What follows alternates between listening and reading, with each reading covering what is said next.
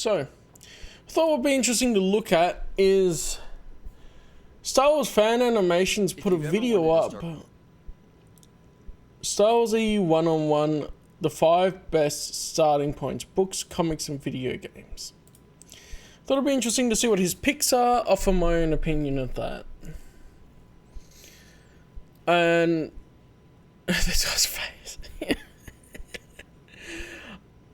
He's doing a Shadows of the Empire fan animation.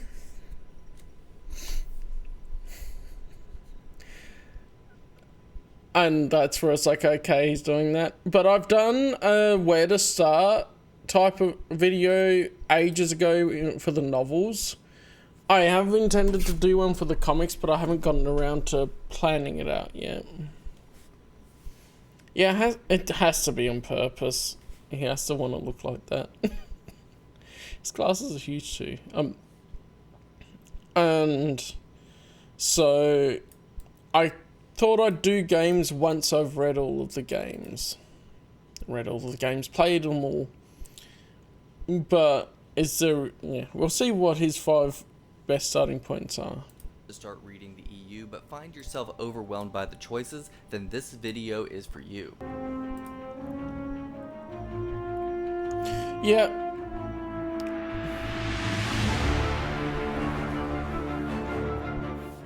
Here are my top 5 recommendations for entry points into the Star Wars Expanded Universe.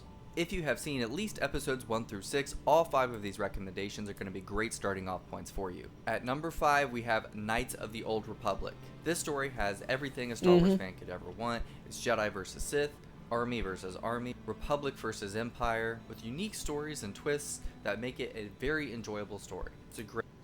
So, yeah, story-wise it is great, but I would say that I know people where the gameplay is a barrier. Especially Cam, who is in the RPG group and that. Hates the gameplay, so he never plays it. So it depends what types of games you like, and if you like the gameplay of KOTOR. Great way to jump into the Old Republic era, set nearly 4,000 years before George Lucas's movies. Knights of the Old Republic is also a great entry point for gamers. It's a relatively low time commitment, it's not going to take up weeks to beat it. The only thing that came before it that it does reference is the Tales of the Jedi comics. These are only briefly mentioned, characters like Exar Kun, Mark Aragnos, the Sith War, stuff like that. However, yeah, it also depends on your preference of the era that you're in. So to verify, how long was my playthrough on stream of KOTOR? Already knowing what I was doing. Let's see.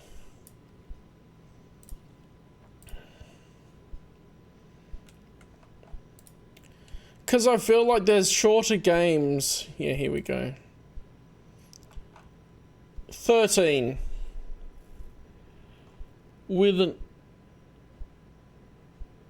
Yeah, I started recording it and then I went into longer stuff. So even like these 3, relatively low time commitment. It's an RPG and they naturally take a longer time than some other types of games. You've got me going, what? I'll just add these all together quickly. Just rounding them down even.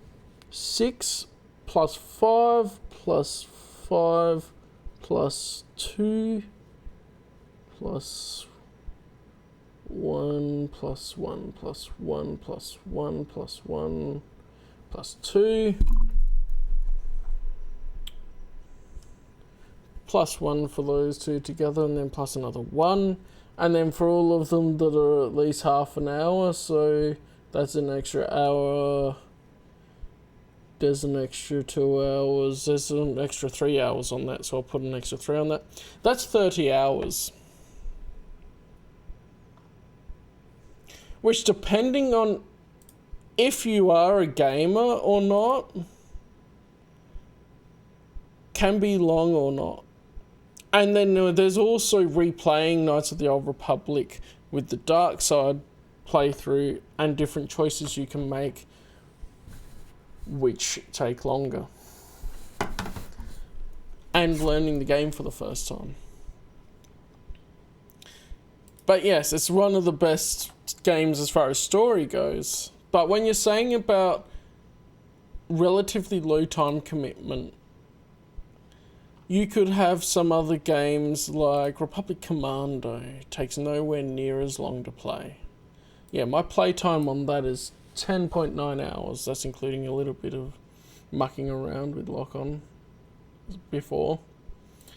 Star Wars Battlefront 1, 9.6 hours. That's only when I played it on stream. And Battlefront 2's 41.5 hours since it came to Steam. But I played a lot more when I was younger, but that's because I've played a bunch of Galactic Conquest and that. Jedi Outcast is 22 hours. Jedi Academy I've played a bit more because of some multiplayer. Dark Forces 2 is 19 hours. So when you're looking at the overall, this is how long I've spent on the games to play through them once. Knights of the Old Republic is a longer game out of the Star Wars games. I'm just gonna say that. Tales of the Jedi comics are not required in order to understand and enjoy the game. Knights of the Old Republic is also a very accessible game, originally released on Xbox and PC. You can also play it today on Steam, and you can even play it on Switch. You can play on your phone, as Knights of the Old Republic is available in both the Apple Store and Google Play That's Store. a great point. And if you're into comics in the Old Republic era, Tales of the Jedi isn't a bad place to start either. And the Knights of the Old Republic comics, because there is a comic run based on that. The comics are really good. Accessible. There are some things with the version of KOTOR for PC that it doesn't like modern computers quite as much. It's an older game, so you end up with some issues. Like Knights of the Old Republic 2 on Steam has been patched to run in 1080p. If you want to mod Knights of the Old Republic to run in high resolutions and fit your screen not being a 4:3 ratio, that has to jump through a couple of hoops to make that happen, including downloading a BINC video and converting all of the cutscenes into higher resolutions. And even then, like if you look at my playthrough, once I did that, you still have a tiny mini-map because they couldn't fix that. Alternate starting game, I would also recommend Bounty Hunter. This is set during the prequel era, delves really deep into Jango Fett, a little bit about Mandalore, and you see some really cool things that follow up with the Phantom Menace, leading into Attack of the Clones. A great companion for Bounty Hunter is the Open Seasons comic. You can actually unlock issue 2 in the game. You can read it in the game. This takes place before Bounty Hunter does, showing how Jango Fett was adopted by the Mandalorians, how he was betrayed, and how he became a Lone Ranger bounty hunter. Coming in at number 2, which is usually number 1 on most people's list, but for me it's going to be... Wait, so he didn't recommend just one thing. So one point can include like 4 things? If this is the only game he's got on the list, then fair enough, I guess. Bounty Hunter is an interesting choice. I still have yet to play the remaster.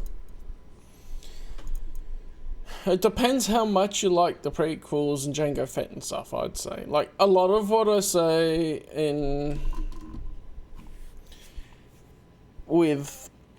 when I'm going, where would you start? I go, well, it depends what kinds of things you like. So when I did the video, I try and think of, okay, if you really like the Sith, you start with the Darth Bane trilogy. If you really like certain other aspects, you start here and here type thing. The Heir to the Empire. Though it wasn't the first... Heir to the Empire is always a great choice. ...publication in the expanded universe, Heir to the Empire is credited with popularizing it. The story picks up 5 years after Return of the Jedi, following our heroes Han, Luke, Leia, Lando, Chewbacca. We see Mon Mothma, Admiral Akbar, and a resurgent empire led under Grand Admiral Thrawn. If you wanted a sequel trilogy to the movies. And the Thrawn trilogy is it. Heir to the Empire, Dark Force Rising, The Last Command. This is a great place to start if you want to jump right into the New Republic era right after Return of the Jedi.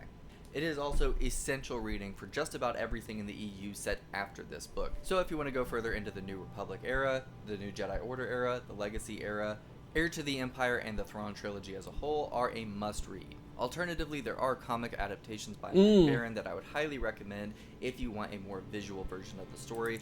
That's the biggest quote from it that I love, Jayland. It's like, an error does not become a mistake until you refuse to correct it, Ensign. It is an abridged version of the story, so there are going to be some things that you miss if you only read the comic adaptation. Doing both is also a lot of fun, but this is an alternative if you're interested. And if you're on the fence about whether or not you want to commit to a whole trilogy, I highly recommend the fan film adaptation by Darth Angelus. He takes you through all 32 chapters of the novel, and he's currently working on Dark Force Rising. It only takes about 4 hours of your time, and if you're interested, I'd go back and reread the novel and then go into the rest of the trilogy. An alternative entry into the New Republic era is going to... I do hesitate on recommending someone watch a fan film as the introduction to the story.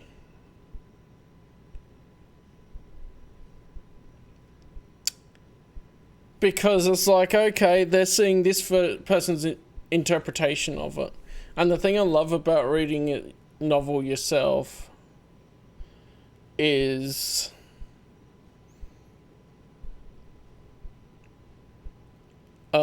that you would end up seeing is like you can imagine it reading the novel yourself. You can get the actual details and there's more in there. Whereas Darth Angelus it's not an angle. It's literally spelled angel. It's Darth Angelus. Darth Angelus has done a good job with the fan film, but he's also taken some liberties with it. Yeah, his shirt's supposed to be Mithrawn Eurodo. And that's one of the biggest quotes. Yeah, he's done some of his own merch and things as well for EU stuff, I think. Be the X-Wing series. The X-Wing series is divided into a quadrilogy by Michael Stackpole, a trilogy by Aaron Alston, and then there are 2 other loose novels that take place after the Thrawn trilogy and then later after the Jedi Academy trilogy. The X-Wing books are great if you want to follow a long military campaign featuring ordinary heroes, a little bit of Jedi stuff in the mix. These books feature great original heroes like Corran Horn, led alongside Wedge Antilles. Coming in at number... So the X-Wing series is a starting point. I think I recommended the X-Wing series as a starting point for people that aren't as interested in the Jedi stuff and want to see, like, X-Wing's pretty much required reading, because at least the first part, with Rogue Squadron, because that's when the Rebellion takes Coruscant, and then that starts this big shift in how the war's going after Return of the Jedi. Yeah. Great original heroes. It's a like good spot Corran to... Horn, led alongside Wedge Antilles. Coming in at number 3. And there's a lot of great writing in it, but it also depends, like, some of that's also preference of, like, my dad read the Thrawn trilogy and liked them, but I said I'll have a look at the first of the X-Wing novels, and he wasn't as interested in it. So it's always dependent on what you like. And of course, my dad isn't a huge Star Wars EU fan, but he liked the Thrawn trilogy, which was good. We are the Republic Comics. This is going to be the best place to start if you are a comic book fan. Features expanded stories on some of the... So he's throwing blanket, this is his comic recommendation. Okay. The most legendary characters of the prequel era that you didn't see much of in the movies, like Aurra Sing, Quinlan Vos, Asherad Het. The series begins just before The Phantom Menace and goes all the way through and just past Revenge of the Sith, so it really encompasses the entire prequel era. You get the original multimedia project interpretation of the Clone Wars as well, which is really good. There's a lot of great stories in it. Republic comics are a bedrock of the Clone Wars multimedia project, but you No, really he's do need mentioning to it. start all the way with issue 1, because many of the campaigns in the Clone Wars that feature these characters do call back to events that happen in between episodes 1 and 2. Republic is also a great springboard into other comic book series. Dark Times is almost a direct sequel. The Empire comics have some parallels. Yeah, so the Republic starts off going into Dark Times and then Empire and then Rebellion. That's the whole thing where they, for the different eras, later on they started actually titling them a bit different, but it's essentially the same run of comics. They follow some different characters at times and then revisit some, but yeah, they're great comics. It's just a long run, and I don't know if I would recommend a long comic run to someone that's going, I want to have a starting point to the EU. I think of something a little shorter. Like, what am I thinking of? Brain has to think about this now, which I really should have thought about this before. About what would I recommend a bit. So Clone Wars, if you like the Clone Wars, you will like the Republic series. But what if you're not as interested in the Clone Wars? I would recommend you don't start with the Marvel comics, because they are different, very different take on Star Wars to the Dark Horse comics. Dark Horse have done the best Star Wars comics during their time. Yeah, okay. Whatever fancies your heart lock on when you're looking at just a list of comics. As I was saying, the Knights of the Old Republic comic run is really good. Dawn of the Jedi and Legacy are quite really good ones, but they are a bit of like, okay, I probably wouldn't start with Legacy especially, because you kind of need to understand what happens, at least on a surface level, when Mara Jade appears in it as a vision, that sort of thing.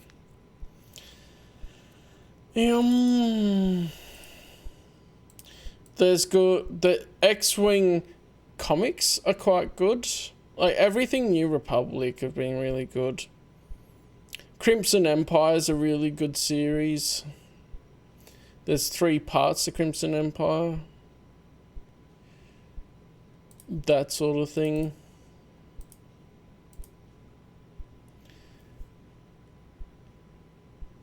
And what am I thinking of? Yeah, probably Republic is a good place to start with a lot of things. If you like, but as he's mentioning, if you're not as interested in the Clone Wars, you can go to Dark Times, which is during the Jedi Purge, and Empire, and you won't really miss information from not reading the Republic series, which the naming of it's all interesting, because it's sort of called Republic, but they called it Star Wars at the start. They didn't give it a subtitle, which is like... Anyway. Such as returning to Jabim, and some characters from these comics appearing in those. And if you want to read the Rebellion comics, you really should read the Empire comics first. The Republic comics also have events and characters that spring all the way into the Legacy comics. And even though this is a longer series, might take a little bit more time to collect all the physical issues. Digital, I guess, isn't as much of an issue. This is the best place for comic book readers to start. If you're looking for something a little bit shorter, just a single trade paperback to get you started with your EU comic book okay, reading, he is I can going to do that. recommend the Darth Maul comics from 2000, which are included in this omnibus here. Or if the Darth Maul comics, the Darth Maul run by Ron Mars is fantastic. Yes. If you're more interested in the Clone Wars era, I can recommend the General Grievous comic by Chuck Dixon. So, okay, you're giving a couple of era recommendations here.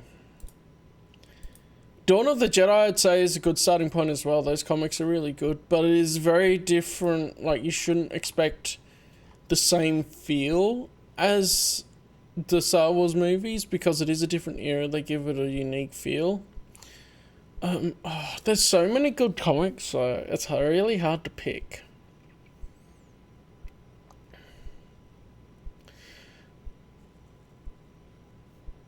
Yeah. And there's the good incidental ones that kind of fill in things. Incidental is they're not essential reading, but they're really good in between ones. Coming in at number 2 is the novel Darth Plagueis. There's really no better book to start with if you're a prequel fan. The Darth Plagueis novel both ties in with dozens of other things set in this time period, and is also a great entry point into those things. So I'm hesitant to recommend Darth Plagueis because James Luceno connects it to so much of the surrounding EU. As a starting point. That's my thinking. Like, as a starting point, as well as it incorporates some information from TCW about Maul's origins and things that I would probably go, you want to be familiar with Maul's story from the comics a bit more first, or earlier EU stuff. It is a really, really good book, but it is also like, okay, it has that, and it references so much EU things that you get a lot more out of it when you read it and know the surrounding EU. Possibly, though, that can be a benefit on a reread. Let's see what he says. We see the likes of Darth Maul Shadowhunter, the aforementioned Darth Maul comic, even Bounty Hunter gets referenced in this, Jedi Council Acts of War, and dozens of other small bits and short stories all tie into this novel right here. That's the thing, though, like, someone going that's a starting point. Okay, so do I need to read those first? You do get more out of them. It's written where you don't have to read all of that, and it makes sense still, but it's one of those things where I'm a little bit hesitant because I do want to get the most out of it when I do read it. But yeah. The novel begins with Darth Plagueis near the end of his apprenticeship under Darth Tenebris, all the way through and into the Phantom Menace. And Darth Plagueis is just as much a Darth Sidious novel as it is Darth Plagueis, so if you love dark side stuff, if you love going into villain characters, if you love all of the political machinations, all of the behind-the-scenes conniving, the backstabbing, the conspiracy, this novel is a wonderful entry. There's a reason why this is on almost everybody's top 5 or top 10 list, and this is going to come in at number 2 for me. Also be sure to check out the fan film adaptation by Everest Productions, who is 2/3 the way through adapting the novel. This I've seen. Do you want to know why I haven't watched it? I caught part of it, I think.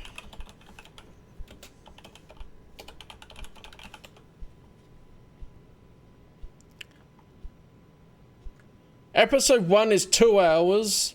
Episode 2 is 2 hours. Like, that, yeah, I could. Palpatine had red hair when he was younger.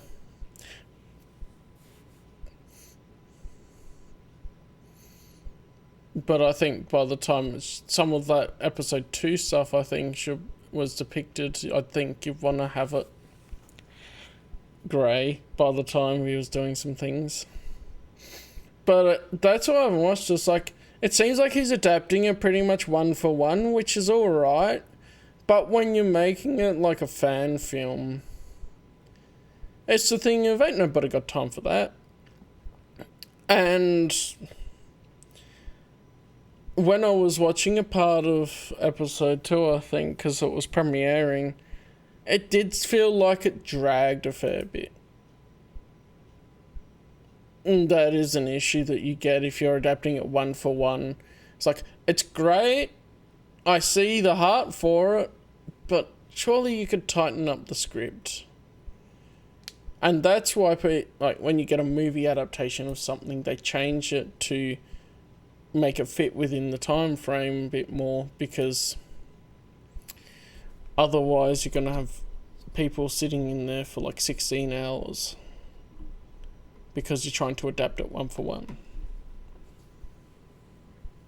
That's 2 hours for episode 1, which is not finished.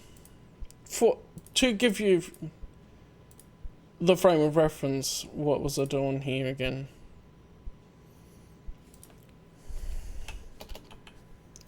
Everest Productions. No, this is a single book being adapted into a fan film, and episode 1 finishes. I forget exactly where. I haven't watched the whole thing. But like, this is part of the book. Episode 2 has not finished the book. So it's at least going to be a couple hours more as well.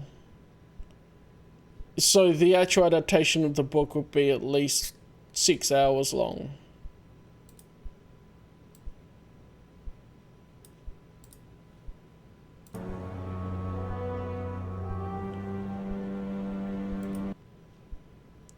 Because I don't believe this is the end of it, is it? Male Dathomiri Zabrak Infant. See, that's the thing. Like, he was Iridonian Zabrak. Yep. So yeah, this is him when he's not looking so good. So the next episode might be the end of the novel. But that's at least 6 hours adapted out of a single book.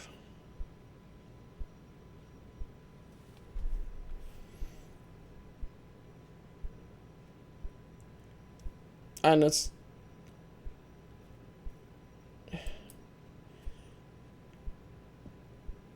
long.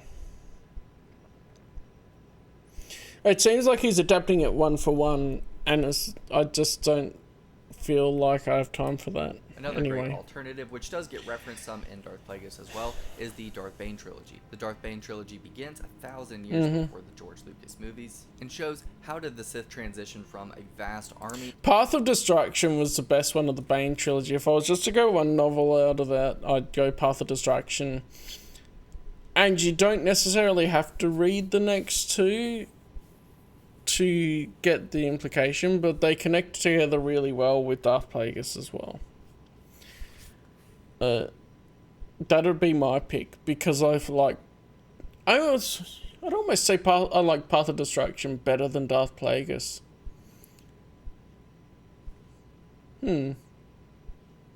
All the way to just 2. Something else to consider whenever you're thinking about what you're going to read and where you're going to start is the Darth Bane trilogy does have references to the first Knights of the Old Republic game, and Darth Plagueis is referenced in Darth Bane. So if you want to go in kind of chronological order, you can do that, or you can start with Plagueis and sort of unravel the mystery backwards. Both are completely viable options and not a bad way to start at all. And coming, yeah, you can go whichever way you want, and then as you explore more of the EU, you can revisit it and go, oh, that's that and that's that. That'd be a fun of having Darth Plagueis and then reading more.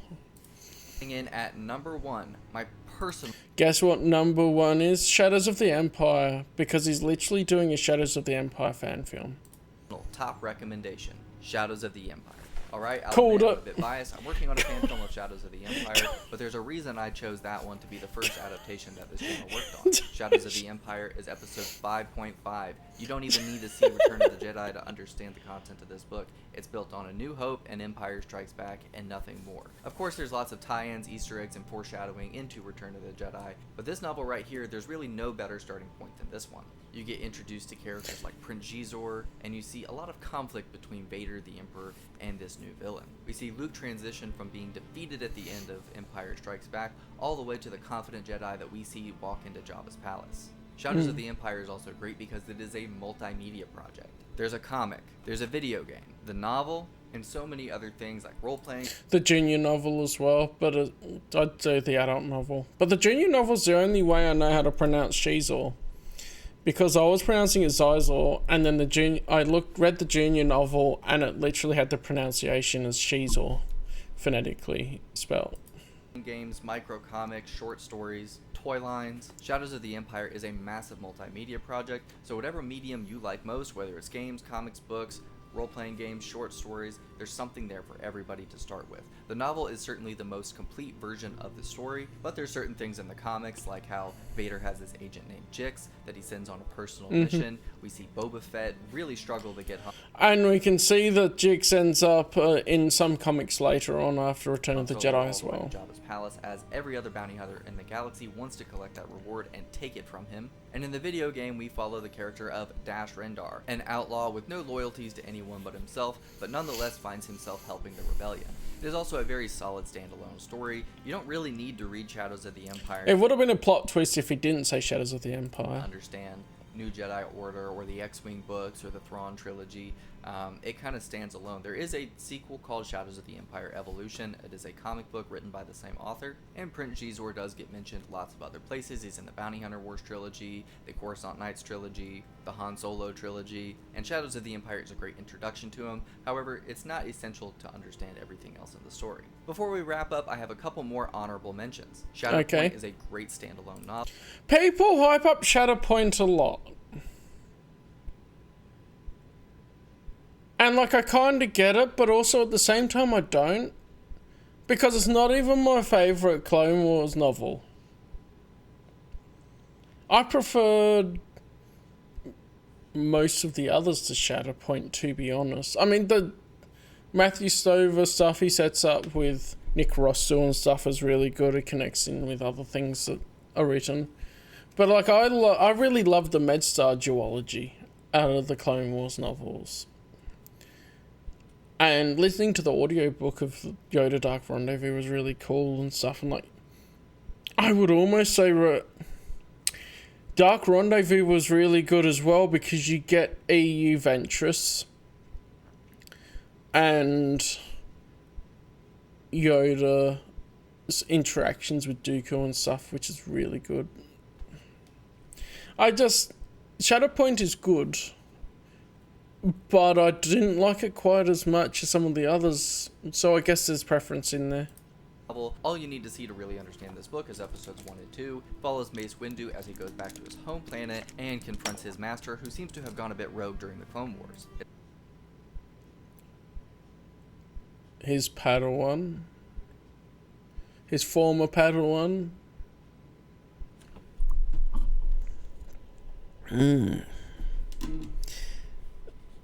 That's why he initially goes to Harun Kal anyway. Is a great standalone novel, and there's characters introduced in this book that do show up later, like in Shadows of Mendor, the Coruscant Knights trilogy, and so on and so forth. Alternatively, there is the Kenobi novel. This is a great follow-up to Revenge of the Sith, really focusing on just one character. It's a true Western in every respect. Some people will say this is a little bit of a slower novel, and that's true. There is no giant action scenes, but if you want to see how Obi-Wan deals with the trauma of the events of Revenge of the Sith, how he protects an infant Luke, and even though he's a Jedi in exile, he just can't stop himself from helping people. Kenobi's a great choice for a single novel to look at. It gives you everything that you'd want out of seeing what Obi-Wan did between Revenge of the Sith and A New Hope, as far as how he became old Ben Kenobi. The only little detail I have an issue with is how it doesn't... It also has TCW issues where it references Satine, but at the same time, they don't even mention Siritachi. Like, come on. If you're gonna mention one, you should mention the other. Because they can exist at the same time, and who knows what the retcon was gonna be.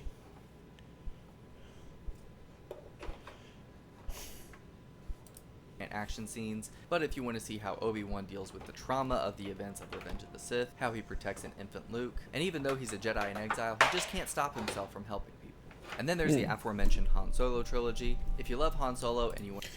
Han Solo trilogy is amazing. It's easily top tier. That's the one by A.C. Crispin. There is also the Han Solo Adventures by Brian Daley. And they fit together well because the Han Solo Adventures are in between books 2 and 3 of the A.C. Crispin trilogy. Not that you have to read them like that, but yeah, Han Solo trilogy is top tier. I love it. Want to see him in Imperial service? leave Imperial service, how he meets Chewie, how he gets the Millennium Falcon, and how his ties to the Rebellion go back even before A New Hope. This is an excellent story to go into. Like I mentioned before, there is some Easter eggs with Hutts and Prince Shizor and other things that do take place in the EU before this book came out. Not only is this one trilogy, there's also a second trilogy. The second Han Solo trilogy, which is technically the first, this one's the second. I have on the bookshelf right here behind me. This one is written by A.C. Crispin. The other one is written by Brian Daley. The first Han Solo trilogy was actually some of the first EU that was ever written, with the first book coming out in 1979. They are a bit whimsical and cheesy by modern EU standards. However, A.C. Crispin went above and beyond. There's actually... Modern EU standards, come on.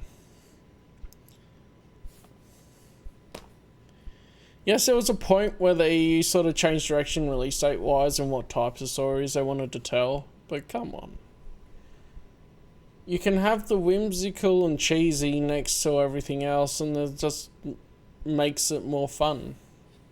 It's not that the EU necessarily has to be how the newer direction was going with it. A few time jumps in this book, and she actually marks on the page, hey, this is where Han Solo at Star's End takes place. Hey, this is where, this other book takes place. And so she does a great job of doing that. So you can actually read all 6 back to back to back. The original Han Solo trilogy is quite shorter, just based on the page count. And so you really could read all 6 together if you want. It's a great experience. I do highly recommend it. All right, so that wraps up my top 5 and a few bonus recommendations. If you enjoyed the video, please leave a like, subscribe, and if you want to support the channel, consider becoming a member on Patreon. I have a bone to pick. What happened to the YA novel series? If you're mentioning something like the Han Solo trilogy and Kenobi and Shatterpoint and stuff, you're going, this is a good point to start including all things. Where's his list again? Shadows of the Empire. Oh, yeah, he abbreviated it. Jedi Apprentice is amazing, and I would recommend that as a YA series that leads into The Phantom Menace. The ending is perfect for it, and you see more of Qui-Gon Jinn, you see more of Obi-Wan Kenobi. Essentially, it follows Obi-Wan Kenobi and Qui-Gon from the start of them being together as Master and Apprentice.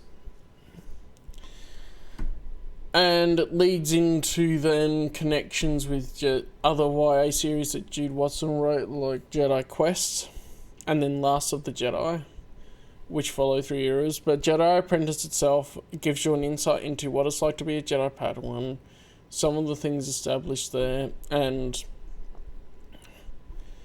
so many people overlook YA series that it's a shame that people don't mention them more. That's where it's hard to do a top 5 as well, though. Because it's like, okay, you've got one game, you've got one comic series, and you've got... Actually, the Thrawn Trilogy is kind of 3 novels. And then he had to mention all the extra bits and pieces alongside that as alternatives because he couldn't just stick to a top 5. But yeah, that's a decent list.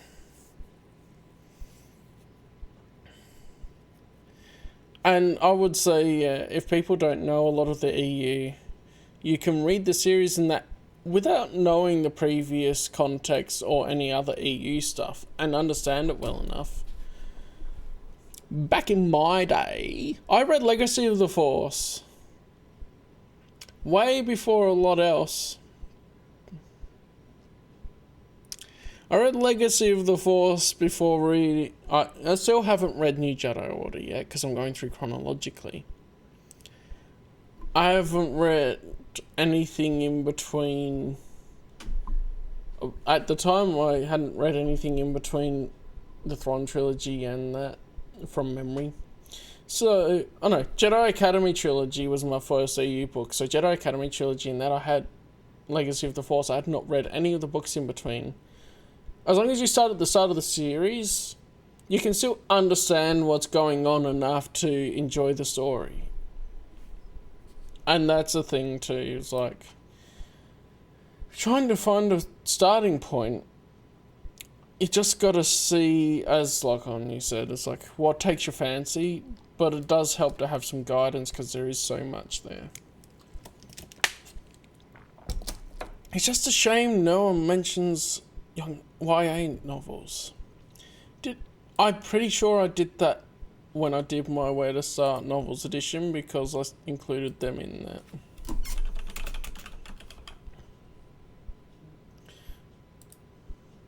Let me double check this.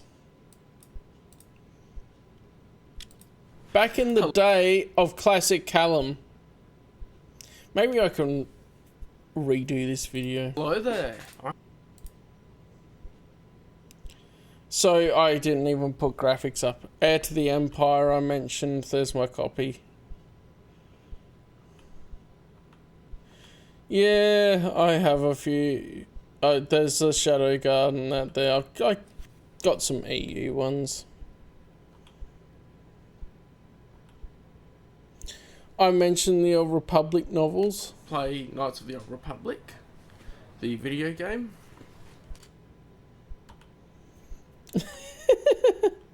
The Truce at Bakura. Oh, Truce at Bakura is because it's straight after Revenge of the Sith. Like 14 minutes, I go through options that people can have. Yeah, look at that. Jason Solo, Jaina Solo are the main ones, and they also have YA novels like Young Jedi Knights and Junior Jedi Knights, which detail the children of Han and Leia.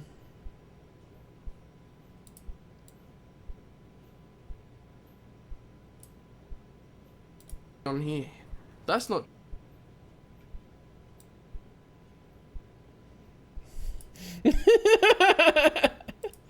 No, I don't have that many. Chewbacca, that's Lowbacca. Yeah, the Dark Lord trilogy.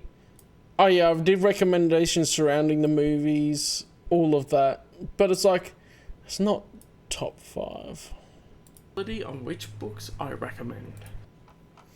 And I'm quite happy to continue recommending things, but like, yeah, maybe this needs a revamp now, given that I have come a long way in my presentation.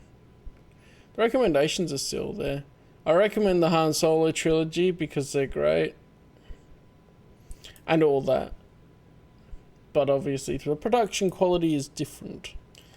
Yeah, and then I still have to do the comic one. So I might just revamp it as an EU 101 series, which I've got some EU 101 videos of some basic stuff I think like people should know. Like he's saying, so was EU 101. Just go, here's my where to start with the novels, where to start with the comics, where to start with the video games. And I can probably give good video game recommendations because I played the majority of them now. That was decent. It's interesting to see.